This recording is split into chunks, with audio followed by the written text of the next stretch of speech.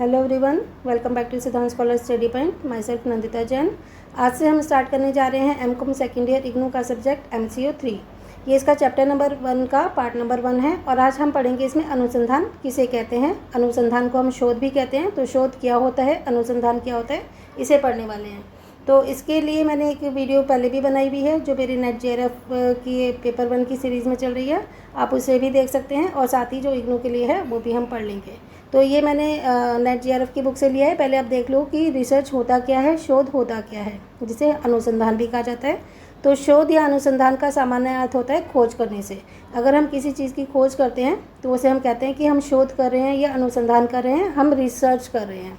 अर्थात अनुसंधान किसी लक्ष्य या उद्देश्य का अनुगामी होता है। तो जब हम किसी चीज़ को रिसर्च करते हैं, रिसर्च का मतलब होता है रिसर्च, जो हो चुका है ना उसी को बार बार सर्च करना। ठीक है, अब आप बोलोगे कि हो चुका है तो उसे बार बार क्यों सर्च करना है, क्योंकि अगर हम करेंगे रिसर्च तो हम कुछ अलग और देखेंगे कि अभी तक जो रिसर्च हो चुका है, जो सर्च हो चुका है, उसमें हम फिर से रिसर्च कर रहे हैं जिससे कि हम कुछ और नया खोज पाएँ। और ये किसी उद्देश्य या लक्ष्य का अनुगामी होता है। वो हम रिसर्च क्यों करते हैं, क्योंकि हमारा कोई लक्ष्य होता है, कोई उद्देश्य होता है, गोल होता है, ऑब्जेक्टिव होता है, तभी हम रिसर्च करते हैं। तथा हम उस उद्देश्य को आधार बनाकर क्रमबद्ध तरीके से, व्यवस्थित और वैज्ञानिक तरीके से उसे प्राप्त करते हैं और इस कला को हम कहते हैं रिसर्च। ठीक है, क्रमबद्ध यानी कि हम उसे सीरियल से करेंगे, व्यवस्थित सिस्टमेटिक तरीके से करेंगे और वैज्ञानिक साइंटिफिक तरीके से करेंगे।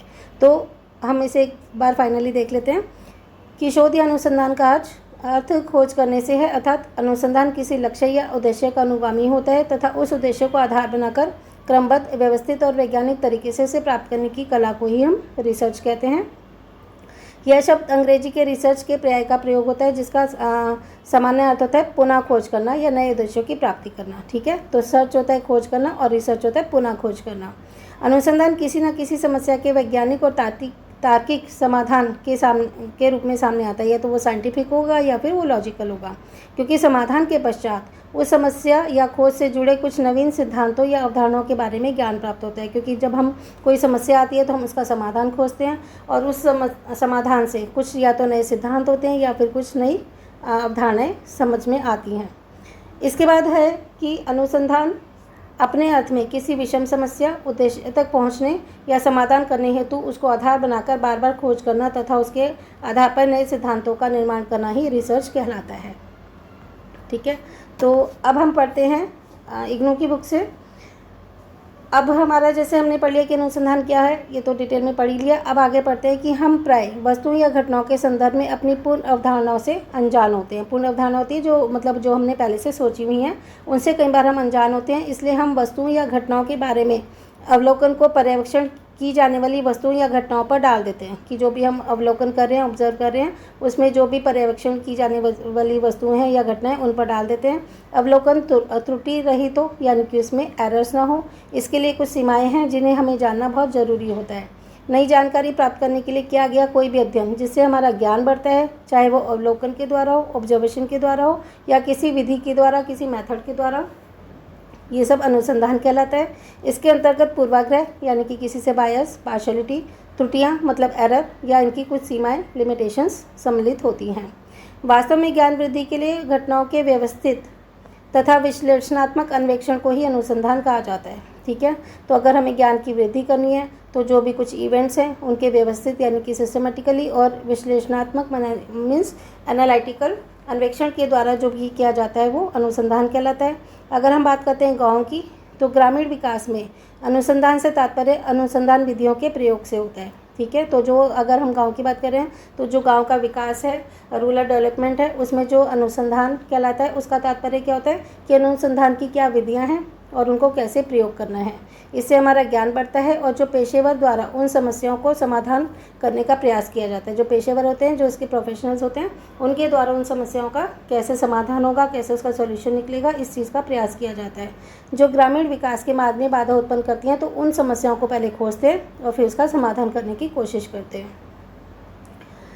शोध द्वारा उपलब्ध सूचना का प्रयोग विभिन्न पेशेवर के द्वारा निर्णय लेने से पहले किया जाता है। तो जो भी उपलब्ध सूचना है उनका प्रयोग पहले ही करेंगे ना, जो चीज़ हमें इन्फॉर्मेशन पहले से है उनका प्रयोग हम शोध करने से पहले ही करेंगे, ठीक है। तो जो हमें सूचना मिली उसके आधार पर जो भी प्रोफेशनल्स हैं, जो भी रिसर्च करते हैं, उनके द्वारा निर्णय लेने से पहले ही इसका प्रयोग किया जाएगा, जो ग्राहकों, कार्यक्रमों और सेवाओं या एजेंसियों को प्रभावित कर सकता है। इसके कुछ उदाहरण हैं जिसमें ग्रामीण विकास में अनुसंधान विधियों को प्रयोग किया जाता है।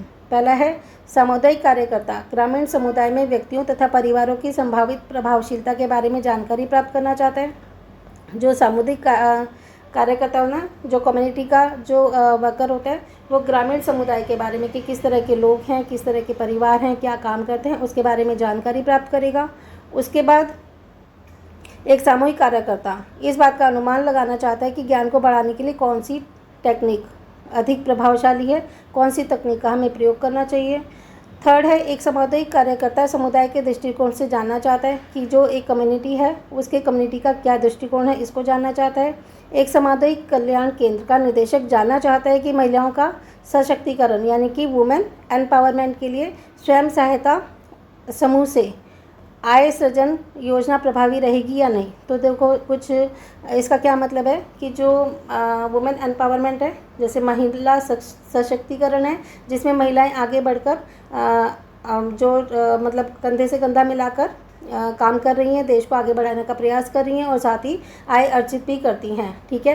तो स्वयं सहायता समूह होते हैं सेल्फ हेल्प ग्रुप्स, ठीक है। तो उसमें क्या होता है कि थोड़ा सा वो पैसा उस पर इन्वेस्ट किया जाता है और उनमें से अगर किसी महिला को पैसा चाहिए, जैसे खुद का एक बैंक हो गया लगभग, तो उसमें किसी को पैसा चाहिए तो थोड़ा सा बहुत ही कम ब्याज पर वो पैसा उनको मिल जाता है और जिसके पास अगर ज़्यादा पैसा होता है तो वो उसमें जमा करा सकते हैं। तो एक तरह से स्वयं का ही एक बैंक होता है जिसे स्वयं सहायता समूह कहा जाता है। इससे जो भी उन्हें पैसा मिलता है उससे वो इन्वेस्ट कर देती है, निवेश कर देती है और आय का सृजन करती हैं। तो ऐसा करने से वो योजना प्रभावी रहेगी या नहीं रहेगी, इसके बारे में पता लगाया जाता है। उसके बाद अगर हम प्रशासक की बात करें, एडमिनिस्ट्रेटर जो होता है वो कार्यक्रम के क्रियान्वयन की प्रभावशीलता के बारे में चिंतित रहता है कि जो भी वो प्रोग्राम चला रहा है रिसर्च से कनेक्टेड, तो वो कैसा रहेगा, क्या वो प्रभावी होगा, इफ़ेक्टिव होगा या नहीं, इसके बारे में उसको चिंता रहती है। तो कुछ ऐसे उदाहरण हैं ये जो भी हमने ऊपर पढ़े, जो ग्रामीण विकास में अनुसंधान को आवश्यक बनाते हैं। अनुसंधान विकास व्यवसायी को ऐसे अवसर उपलब्ध करवाता है जो उनके अनुसंधान व्यवहार में अंतर करने में सहायक हो, ठीक है। तो अनुसंधान विकास व्यवसायियों को, व्यवसायी होते हैं बिजनेसमैन, और डेवलपमेंट करने वाले जो बिजनेसमैन होते हैं, मतलब बिजनेस करना चाहते हैं डेवलपमेंट के लिए, उनके लिए कुछ अवसर उपलब्ध कराता है कि बिजनेस करके वो पैसा प्राप्त करेंगे, फिर उसे दोबारा से निवेश करेंगे। तो उनके लिए अनुसंधान व्यवहार में अंतर करने में सहायक होता है कि अनुसंधान करके उस चीज़ का पता लगाया जाता है कि जो काम हम करने जा रहे हैं क्या वो सही रहेगा या नहीं।